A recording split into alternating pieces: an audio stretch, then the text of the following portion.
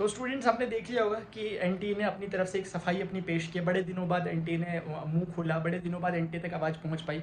इतने दिनों से सारा कार्यक्रम जो चलाया जा रहा था कि कैसे कैसे करके एक पूरी टीम बैठी हुई, उन्होंने प्लानिंग करी है किस तरीके से अपने लिए बीच का रास्ता निकाला जाए। कुछ पॉइंट्स दिए हैं जिनमें जस्टिफाई करने की कोशिश की गई है उन पॉइंट्स का जिसके बारे में हम लोग बातें कर रहे थे। कई पॉइंट्स उन्होंने अभी भी स्किप किए हैं, अभी भी बच रहे हैं, और कहीं ना कहीं अगर आप मानो या ना मानो लेकिन ये स्कैम ही है। अगर उनके हम कुछ पॉइंट्स को एक बार ब्रीफली मैं आपको बता दूं जो उन्होंने अभी बोले अपने नोटिफिकेशन में। उसमें उन्होंने बताया कि भाई कट ऑफ इतनी हाई क्यों गई है, उसका कारण ये है कि बच्चों का आईक्यू लेवल बहुत अच्छा हो गया, बच्चों की परफॉर्मेंस पिछले साल के कंपैरिजन में बढ़ गई, इसके कारण हमारी जो कट ऑफ है वो भी हमारी बढ़ गई।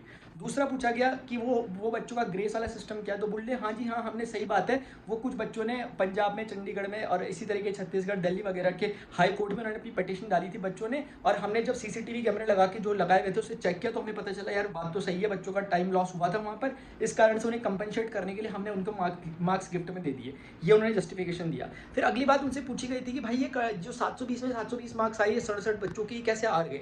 बोल रहे यार ऐसा है कि 67 बच्चों के ऐसे आ गए क्योंकि जो वो एक क्वेश्चन था फिजिक्स का जो ओल्ड एनसीईआरटी और न्यू एनसीईआरटी में जिसमें थोड़ा सा बातें चल रही थी क्या होगा, तो हमने उसके बोनस मार्क्स देने चालू किए। उसमें 13,000 कुछ बच्चों ने, 13,000 समथिंग कुछ बच्चों ने उसमें क्लेम किया था कि हमारा सही है, तो उन्हें हमने बोनस दे दिया। तो ये ऐसे 44 बच्चे, यानी कि जो वो आपके 67 स्टूडेंट हैं जो 720 वाले, उनमें से 44 बच्चों ने क्लेम किया था, तो 720 तो उनके ऐसे हो गए।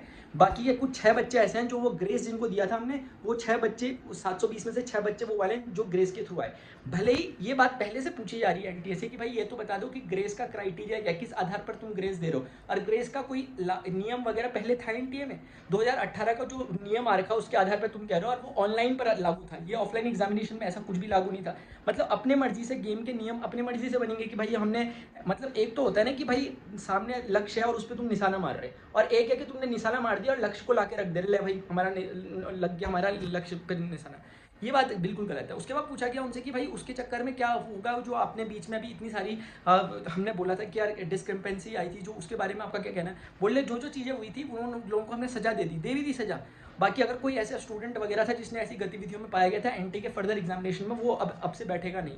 मतलब ऐसा नहीं है कि कह रहे हैं कि अब कुछ करेंगे हम कार्य, उनका कहने का मतलब है हमने सब कुछ बैग बुक पैक करके रख दिया, अब हम नए एग्जाम की तैयारी कर रहे हैं, नीट 2025 के लिए तैयारी करो, ये कहना चाह रहे हैं। उनके उस सर्कुलर से साफ साफ ये झलक रहा है कि उन्होंने अपने एंड से पूरा का पूरा सिस्टम बंद करके रख दिया। अब बात यही होगी कि अगर अभी भी जो जिस पेस में अभी भी चल रहे थे हम लोग, जिस पेस में सारे इन्फ्लुएंसर्स लगे हुए थे और इन पॉइंट्स को पिंच कर रहे थे, जो मेन पॉइंट्स हैं उनके जवाब अभी भी नहीं दिए गए। मेरा एक पॉइंट शुरुआत से है और अभी भी रहेगा, वो पॉइंट ये है कि भाई वो एप्लीकेशन विंडो जो तुमने एक दिन के लिए खोली थी उसका राज क्या है, वो मुझे बड़ी खटक रही है। और मैं बार बार फिर से आपसे कहना चाहूँगा कि एप्लीकेशन विंडो में के दिन, क्योंकि लास्ट दिन खुद ही सोचो, जो अच्छा मतलब जो पढ़ने लिखने वाला एस्पिरेंट है, जो थोड़ा सा भी सीरियस होता है एग्जामिनेशन के लिए, वो लास्ट दिन का इंतजार करता है कि एप्लीकेशन फॉर्म भरने के लिए। तो फिर भी चलो एक केस में है ऐसे, तो बहुत ज़्यादा बच्चे ऐसे नहीं होंगे।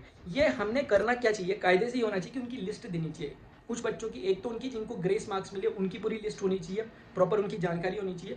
दूसरा उनकी लिस्ट मिलनी चाहिए जो एप्लीकेशन जिस दिन लास्ट फॉर्म भरा था उसमें कौन कौन बच्चों ने एप्लीकेशन फॉर्म भरा, उनकी लिस्ट होनी चाहिए। वो 1000 से ज़्यादा नहीं होंगे, कुछ हज़ारों में ही होंगे वो, और उनको फिर टैली किया जाना चाहिए इन लोगों से जिन पर शक हो रहा है। तो यार इस तरीके से होगा, वरना अगर मैं सीधे शब्दों में आपको कहूँ तो एनटी ने अपनी तरफ से पल्ला झाड़ दिया, उसने अपनी तरफ से सफाई दे दी और बहुत सोच समझ कर सफाई दी है। अभी तक इतने दिनों तक वेट किया, बस वेट एंड वॉच का गेम खेला, और जब लगा कि बस सही टाइम पे मारना है। अच्छा उसके बारे में उससे पूछा गया कि भाई वो तुम्हारा उसका क्या, इलेक्शन के जो टाइम पे तुमने अपना रिजल्ट दे दिया उसका, तो तुमने 14 जून बोला था।